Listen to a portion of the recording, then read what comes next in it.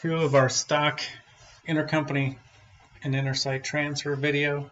We're focusing on intercompany now. I accidentally ended the other video, so we'll call this part 2. So we're looking at, I did an intersite transfer from one company to another. And we're going to look at the posting here. So you see what happened here is because it's 2 independent sites, we used it was received into SO1 at $50 with a $50 stock adjustment and left the other site at its value of 10 with $10.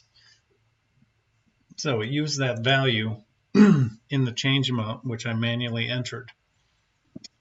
If I did not enter that value, it would have used the $10, and we can take a look at that real quick. So let's do this again.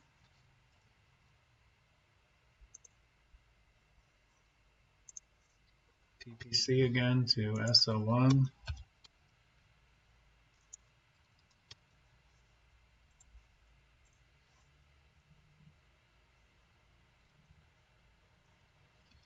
£1. So here, it's not allowing us to enter a null value. So I'm going to go back and look at our product site setup. So we're at PPC to INA or SO1.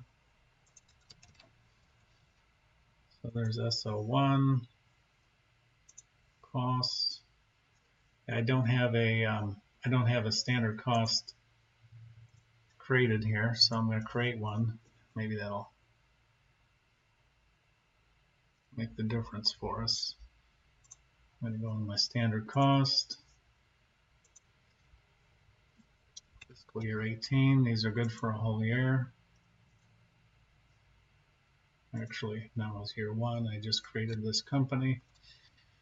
We'll make this $12, so it'll show up a little differently for 1 unit.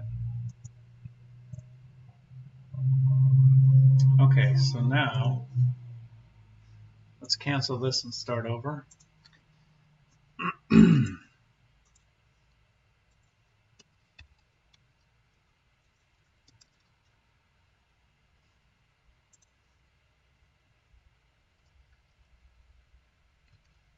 £1. I'm going to leave that blank again. Now it took it this time because my valuation methods, I always have a primary and a backup. So it's not looking at intersite transfer. It could be, but you see here under receipt source, order cost, and alternative defaults. So this, all transactions will use this if they're not specifically defined here. So they do have intersite transfer receipt, but it says non-active. So I don't know that it actually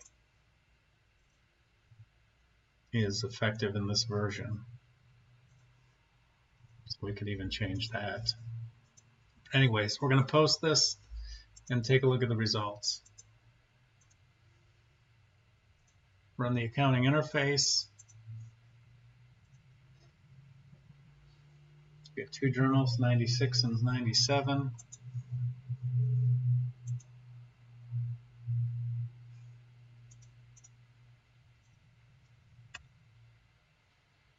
Again, they should be under stock change.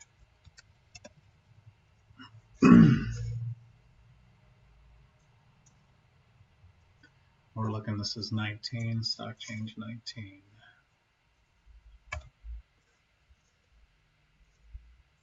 Not here yet.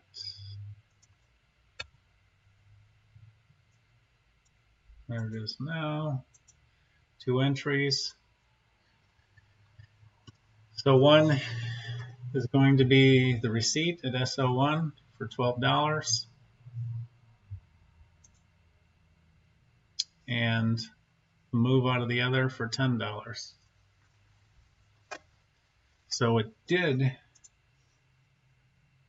I believe we made the standard cost $12. Go back, look at our product site for SO1. Yep, standard cost of $12.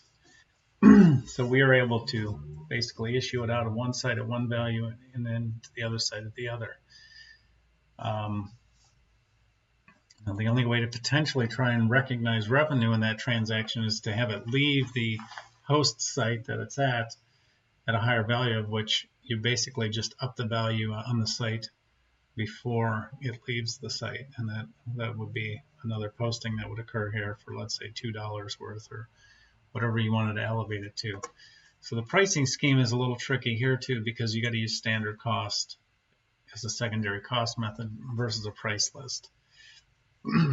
So now we're going to get into the full-blown methodology of site-to-site movements of two different companies using, we can start with purchase orders to sales orders, or we can just skip that and just do deliveries and receipts and then invoices.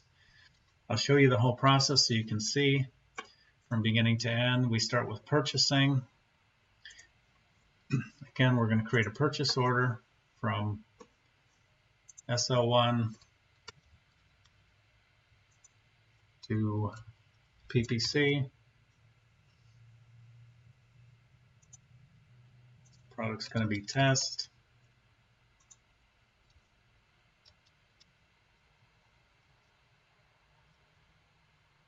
It's just going to be 1 pound. I must have that as a base price setup. Now here you can set up price lists. Kind of skipped over that part. So under sales or even purchasing, I think it's sales. Price list entry. When it's intercompany price list, the sales and the purchasing doesn't matter. They share the same price list.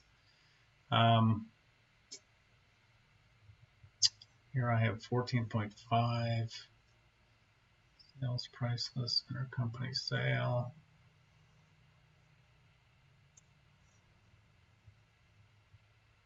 Purchasing. It takes me the same price list. Oh, sales unit is a box. That's where we're getting 29 cents. It's breaking the box down into pounds. So it is using the price list. So you set your price lists up and you should have them. I'm just going to raise this to $1 just to make it a little cleaner. You see it automatically creates a sales order. So that's the whole thing of the InterSite functionality in X3 is you create a PO, it creates a sales order. You create a sales invoice, it creates the purchase invoice for you. So next, and this is the same process as InterSite, except it then goes one place further with the invoicing, which gives you the sales numbers you may be looking for.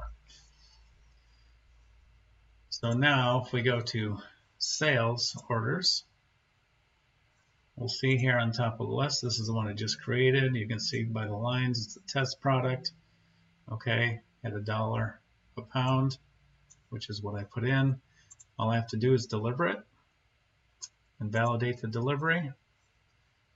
All right, now I'm going to go skip over to the receipt. Now on the other side, I'm going to receive the items. Create a new receipt. PC is the supplier. Select my deliveries. This thing says SL1. There we go. That's my delivery I want. Don't need to print labels. Now I run my accounting interface. I'll get my postings. See, there's 98 and 99, 2 postings. Go to our journal. Accounting date of today. So we're looking for deliveries and receipts. So first, let's look at the delivery.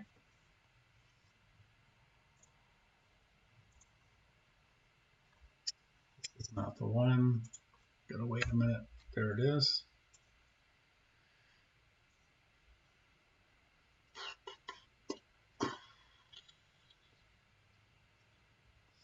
Delivery. must be it. So moved it out of stock at 10.50 and put it in transit stock 10.50. Now, I think it's still using that standard pricing as the primary method. So we can come back and address that. For now, we'll move on and look at the receipt transaction. See, we received it at $1. So my valuation set up there, I need to change back to standard for it to work properly. But basically, it was using the standard cost on the delivery transaction and the purchase price value on the receipt transaction. So you can see we can make these numbers whatever we want, and they will show the revenue. So next in the process, I create my sales invoice. I'm going to go to the delivery because I can automatically create it right from there. So here's my delivery.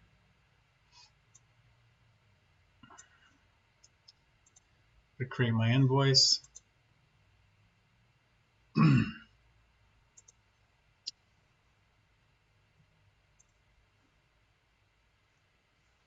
I'm going to post this, and it automatically created the purchase invoice on the other side for me. So let's look at the purchase invoice.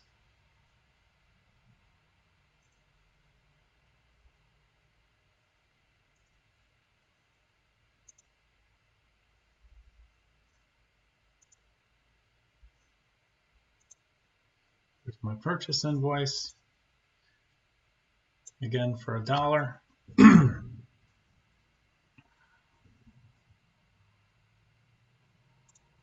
And I'll go look at my postings now. So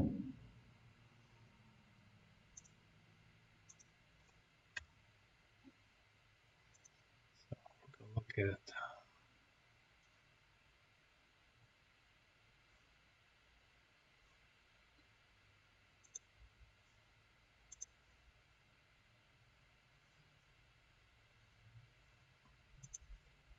still waiting on this to post.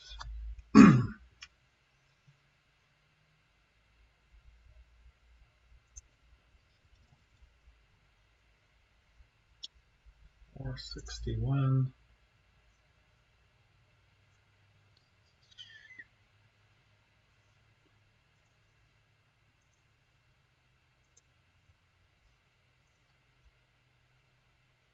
I did not post my invoice yet. There we are, 463. Go back, look at our sales invoice. I must have forgot to post that as well. That is posted, invoice 310.